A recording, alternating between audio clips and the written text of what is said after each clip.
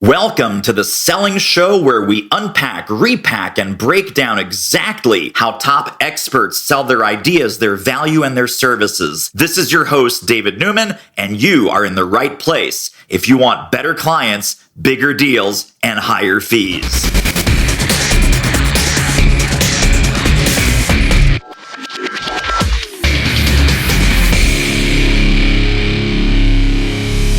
All right, my friends. Well, here's the deal. You know what? I'm going to scratch your back and you're going to scratch mine. No. Hang on. You scratch my back and I'll scratch yours. No. Hang on. Your people need the stuff that I do and my people need the stuff that you do.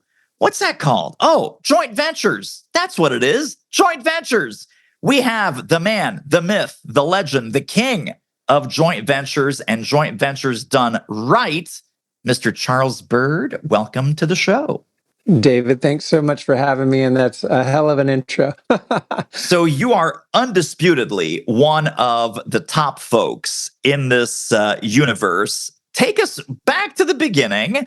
What were some of the steps that brought you to the work that you're doing today, and what were some interesting intermissions along the way?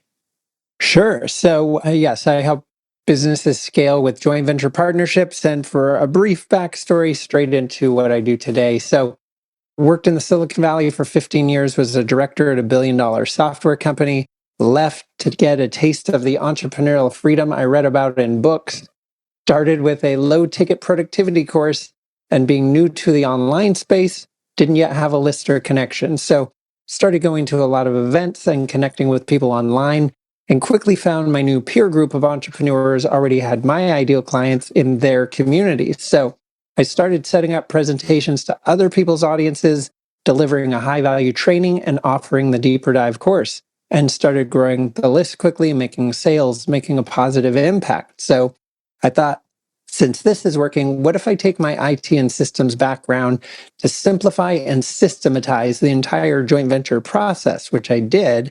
And eventually people wondered how I book 2 to 6 joint venture promotions per week for my offers to other people's communities. And I was at a mastermind in Aspen and my phone's blowing up with texts and messenger messages and people knocking on the room door going, how do you line up so many of these deals? So I decided to put together my first high ticket event called Pure JV.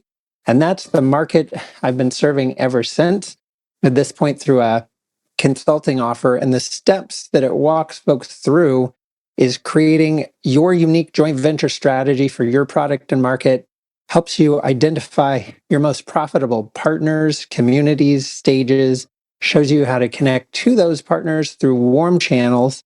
So we're always working from warm.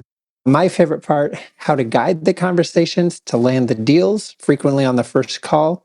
Operationally, how to execute those deals, along with turning each one into 2 or 3 more. 10 of my clients in the first year added 1.25 to 6 million in additional revenue. I had 4 clients on stage with Tony Robbins over the last 2 months. My client, Dr. Dan Pompa, his PR company, just got him booked on Joe Rogan. I'm showing him how to parlay that into warm intros to Lex Friedman and Andrew Huberman. And am working with the legendary Dr. Robert Cialdini to scale the Cialdini Institute. He's the author of the book Influence. His books have sold 10 million copies. And we booked 2 JVs just this morning with him. So that's a summarization of the last 8 years. It's the typical entrepreneur journey where you're finding what works, you're refining, you're helping others get those results, and just continue climbing the path on the way. And it's a lot of fun because it's focused on building long-term, high-quality relationships, all the while figuring out how to get your products or services in front of more of your ideal clients, leveraging other people's audiences, which you have all kinds of experience with. David, you were doing JVs before we ever met, and then we've worked together as well. And yeah, so that's kind of the high-level overview.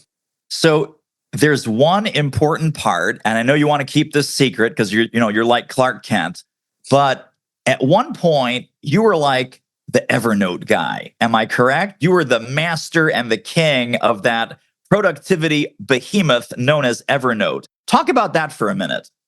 Sure. So that was my first product, was a low ticket Evernote course. And as I described in the story, I started scaling that product through partnerships. So partnerships were the vehicle, and they simply by having that IT and systems background, that productivity background, that was applied to the JV process. And effectively, that is what my core offer and focus is to this day. So it's still highly focused on efficiency, but applying that efficiency to growing your business with leads leveraging other people's audiences. So it took a skill set that is valuable in the world, but applied it to a way that businesses can literally add hundreds of thousands, if not millions. Therefore, people love it. So it's definitely a better market than the productivity market. I'll tell you that. Right, right. That's great. So, for the folks listening that either may be unfamiliar or have a misconception about this whole arena that we're calling it JV, joint ventures, etc., I want to just throw a couple of vocabulary words out, and maybe if there's some differences or distinctions that you want to draw, that would be great. But sometimes, obviously, you and I use the word JV or joint venture. People have heard of affiliates, especially internet marketers have heard of affiliates, and that might or might not leave a bad taste in their mouth, like, ew, affiliate marketing, dirty, slimy. Partnerships is another word, and that comes out of the technology space. And companies like Salesforce have literally tens of thousands of partnerships. And that's why Salesforce is an incredibly powerful and successful company financially. And then the other word that also comes out of the IT space is ecosystem. So who are the ecosystem partners? Who are all the other people that service that same kind of customer or that same kind of client? And how can those ecosystem partners introduce each other and connect each other? And also the word referral. Let's throw that in the mix. JV, affiliates, partnerships, ecosystem, and referral. Talk us through that to whatever extent you would like to.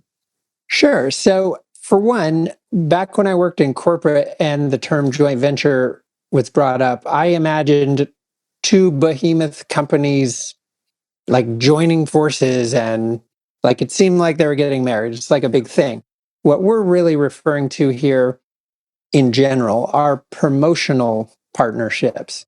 It's not that you're married to the other company or individual or entrepreneur or consultant, but you're looking for ways to systematically support each other and provide value. So there's four primary types of joint ventures that we help folks get up and going, and you should consider for your own business.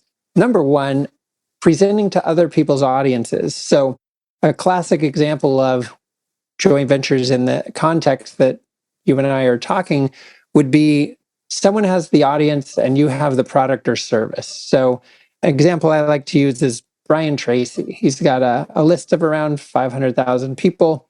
He's been around a while, an author, speaks on sales and this and that. So imagine Brian mailing his list of 500,000 people to a training that you're putting on for a topic that's highly aligned with why people are following him to begin with. It's something adjacent to high performance or sales, those kind of things. And so everyone who registers for that training is added to your email list. You deliver a high value training, offer a product, program, or service off the back of it.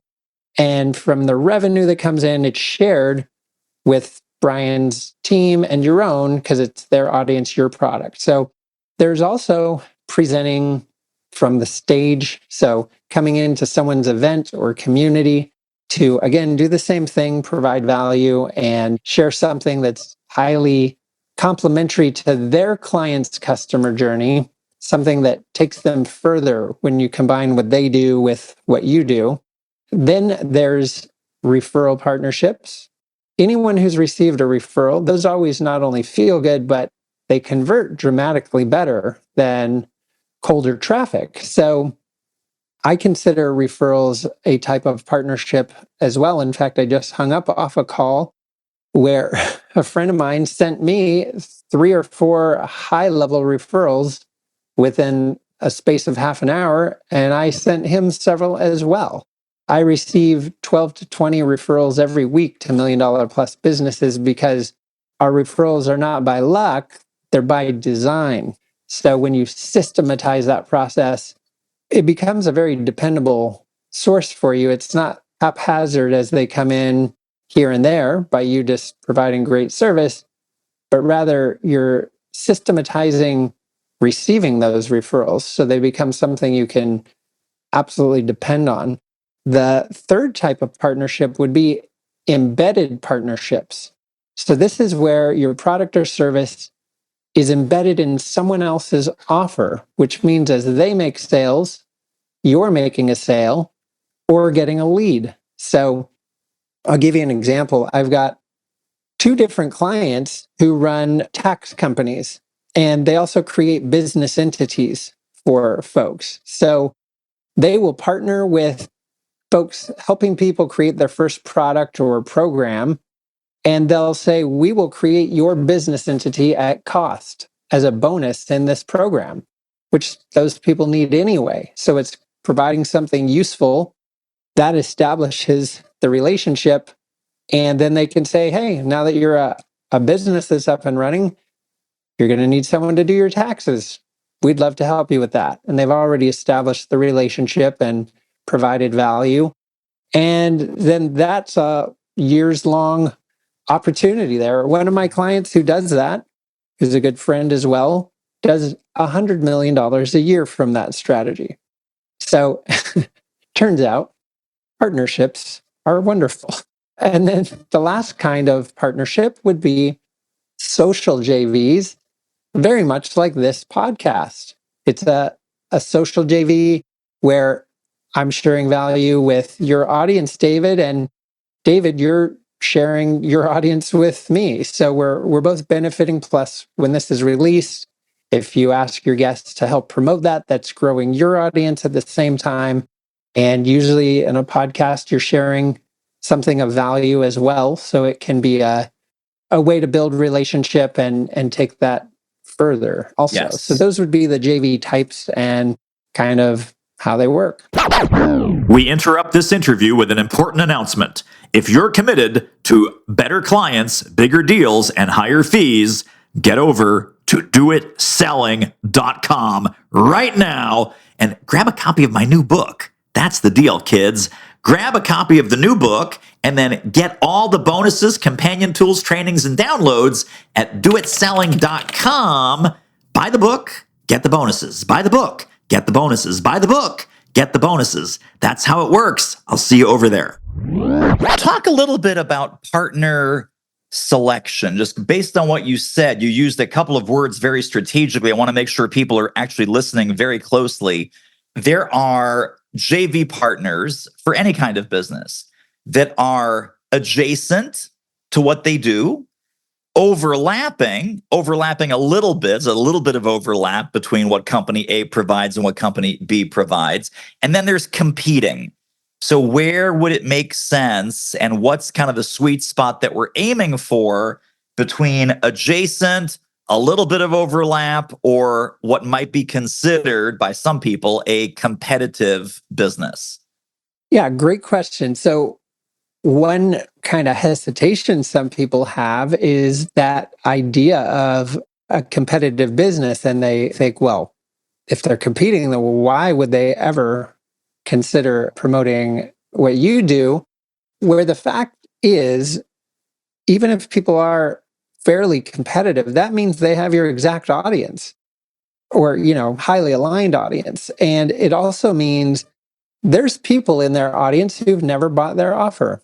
There was a story I heard many years ago of a gentleman who wrote a book on SEO, and his best partner ever was a partner who also wrote a book on SEO.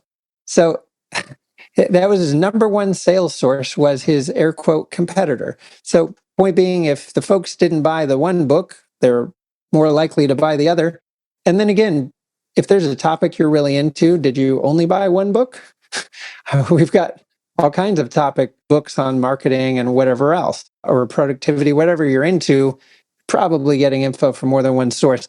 And I'll point out too, Like one of my very good friends is a gentleman named Jay Facette, who in the past has specialized in joint ventures, but we've always served very different niches in the community. He's helped people that are getting up and going learn this process, where I work with the higher end of the market and with a highly systematized approach. In fact, a direct quote from Jay is, Charles, I love how your mind works, and I'm never doing any of that. Really So, a good. point being, even if you're in the same market, you likely go about things a lot different than whoever you're talking about. So, the fact is, the partnership opportunities, I'm a huge fan of adjacent because they're just so complementary to each other. Even if there is a little bit of overlap, there's likely a difference in what level you're entering the market or what your particular specialization is, even within that topic. And then directly competitive, even more alignment for conversion. I mean, there's considerations with it, but you can partner in every one of those scenarios. Absolutely. Such a great distinction. Thank you for that. I want to talk about referrals because you mentioned referrals, and that's kind of like the golden goose for many people listening. And again, just channeling our listeners, they're like, oh, Charles, I am so bummed. I can't believe this. We have an amazing product, an amazing program, an amazing service. Our clients do not refer. Our clients will sometimes even say, Charles, tell you what, you are so great. You are so amazing. I'm going to keep you secret. I don't want other people to know that I benefited from all this Charles Byrd magic. Now, you might take that as a compliment for about 3 seconds, and then you get a little bit pissed. I want to talk about the kind of referrals that you talked about, which is no longer relying on client referrals, because client referrals are great. And you might get them organically, you might not, you might get a little, you might get a lot. Think about the way that doctors refer to each other, right? You go to your general practitioner, he has a sports medicine doctor or two that he constantly refers people, shoulder injury, knee injury, right? He's got the ear, nose, and throat person on speed dial. He's got the cardiologist that he's best buddies with, and they have lunch once a month. So practitioner to practitioner referrals, in my opinion, are 10 times more powerful and durable than clients occasionally referring you when they feel like it or when they think of it. Talk about that distinction and how do we get some of those referral relationships started?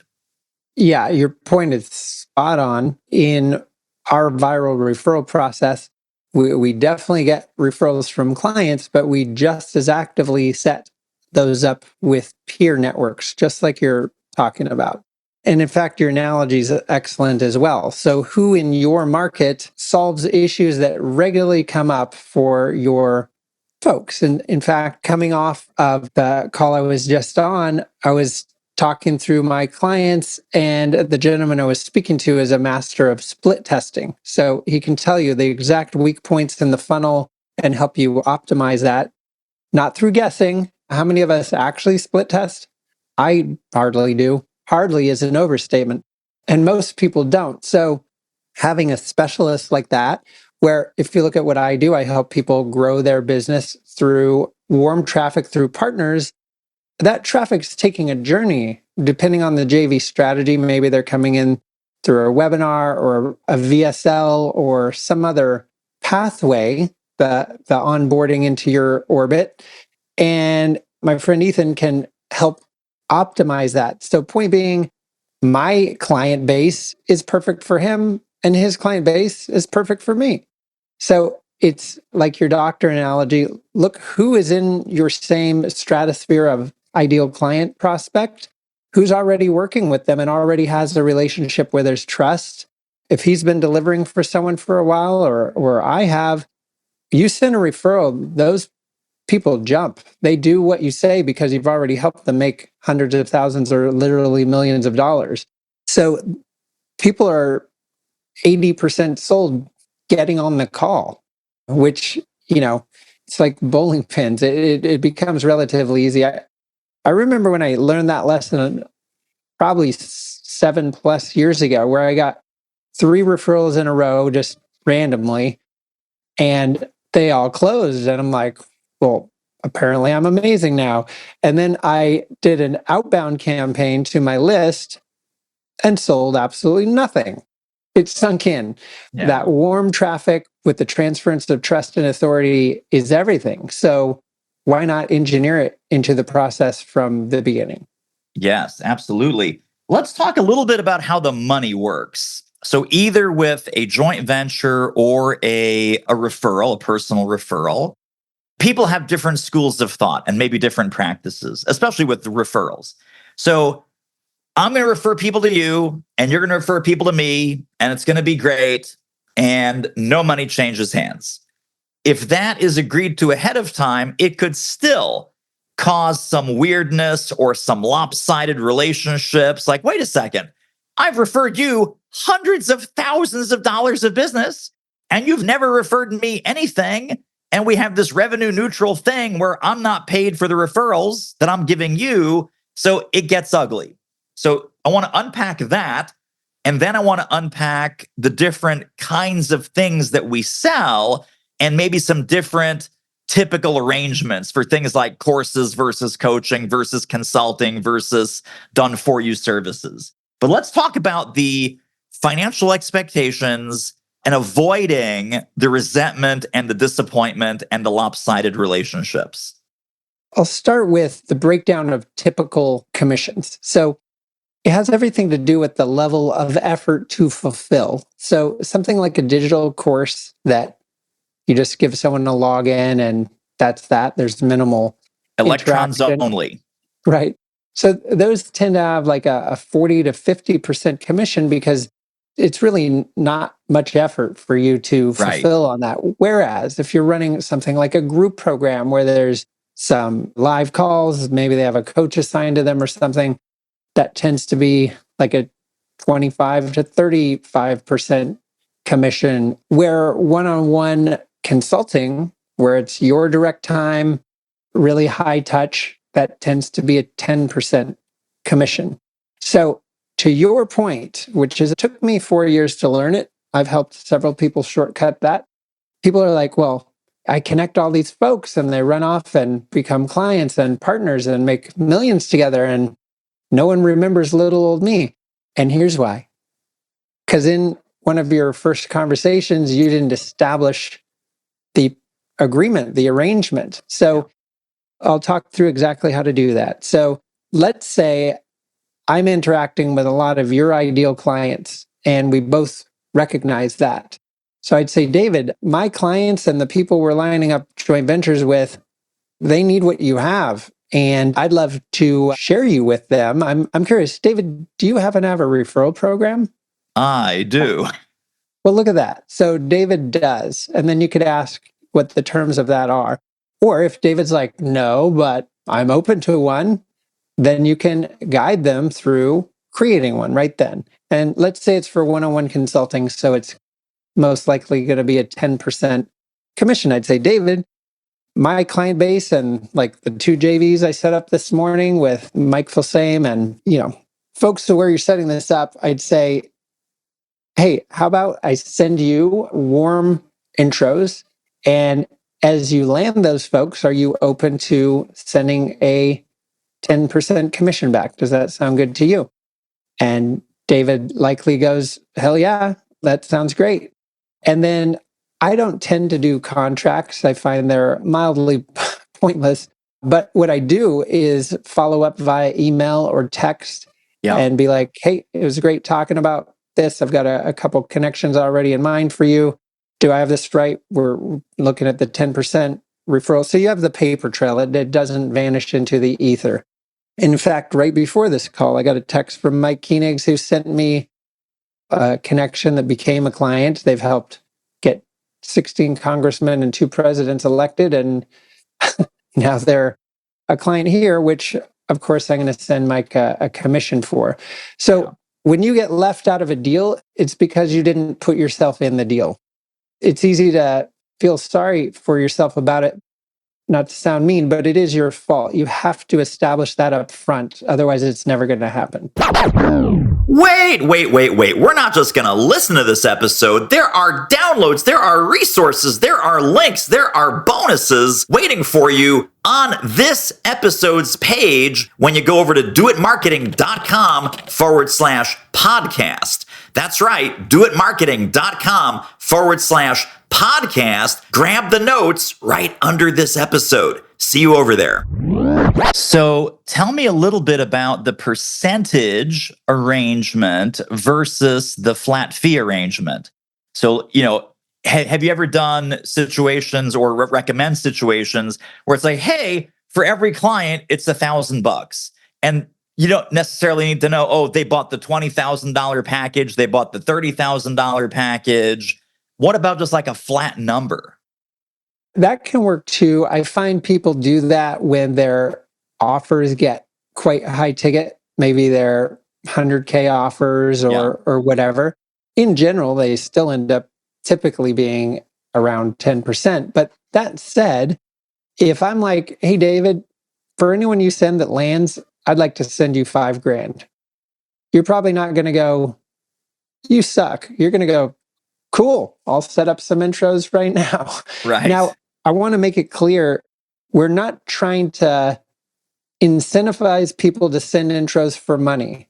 We're trying to make sure that very aligned people you can serve are sent to you, and money is the cherry on top. It should never be the primary focus or the motivation. Now, it may make it easier for people to prioritize sending you your intro instead of someone else. That's fine.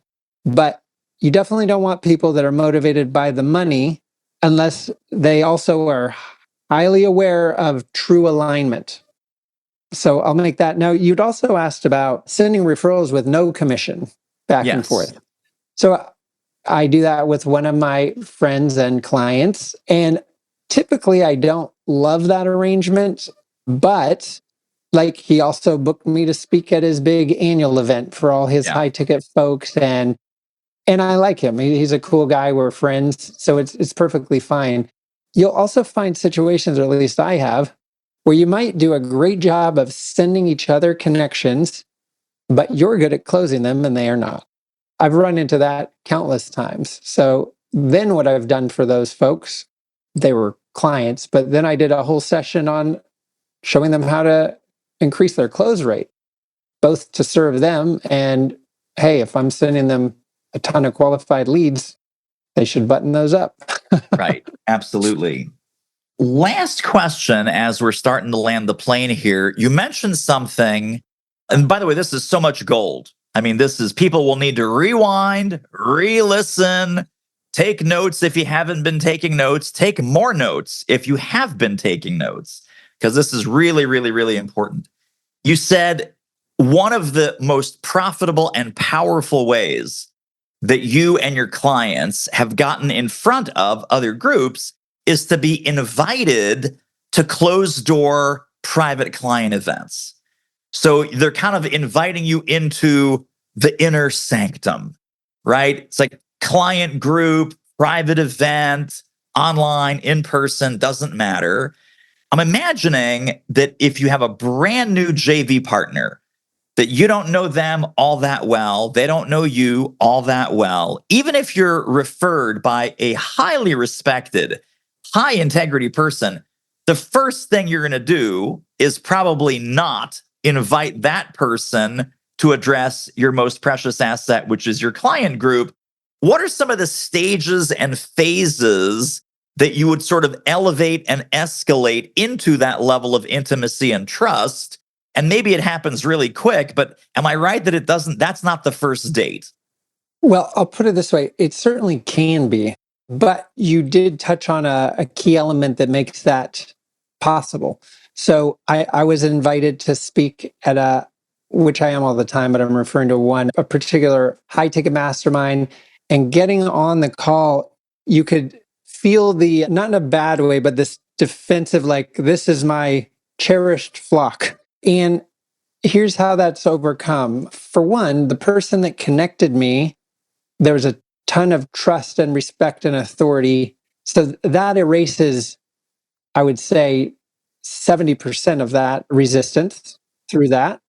And then the track record of who you work with as well. Now, I can share some techniques when you're newer to it, which is probably what you were inquiring about. But when I tell you I was just rebooked to speak a second time at Genius Network, I spoke at the Final War Room, did a JV workshop for the Founders Board Mastermind with Roland Frazier and Ryan Dice to 165 folks in Cabo. I'm speaking next month for the Baby Bathwater Mastermind in Cabo. I spoke all over the world, like in Croatia. Point being, when you have a track record of this is what you do and the level of group you do it in, those objections vanish. So now, when you're newer, to your point, let's say you're very new at this process and you do not have that track record, which that's where you are when you're new to it, right?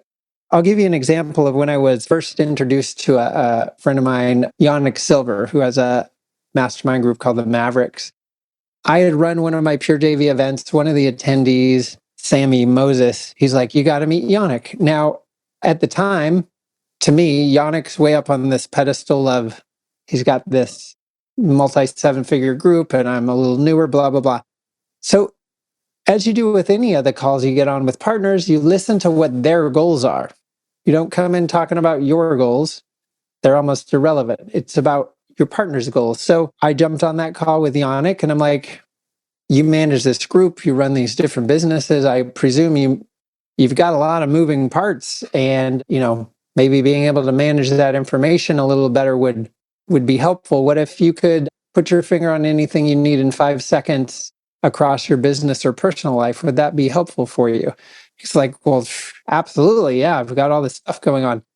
We schedule an hour and I'll walk you through exactly how to do that. So in this scenario, I'm personally providing him value on something he actually has a need for. And then coming off of that, he figured out my network's strong like his. And then we started sending referrals back and forth. And then he asked me to speak at Maverick, which I've done multiple times and gone on trips. And I help him curate the folks going to Necker Island every year. And all because I didn't jump on the call going, hey, I've got some stuff. Will you promote me? Right. It was like, no, what can I help you with? The whole attitude should be of service and alignment. And by providing value to him directly, then that creates the trust and relationship and demonstrates the expertise, making him perfectly happy to invite me to share with his community. Absolutely brilliant. I love that. Well, as we're rounding things off here, I know that people will want to get connected and stay connected to more Charles Byrd brilliance. Where can we send people? What resources and goodies shall we put in the show notes for them? Oh, wonderful. Thanks for asking. So for one, if you'd like to check out my Genius Network talk on the joint venture types and how to connect with folks, how to communicate with them, leveraging video. And it's like a 15-minute talk. You can check it out at the link in the show notes. It'll be highly valuable for you. And then you can also check out charlesbyrd.com, B-Y-R-D. It's just my website and it kind of lays out the type of work we do. So definitely check out the Genius Network talk on joint ventures and you can take a peek at charlesbyrd.com as well.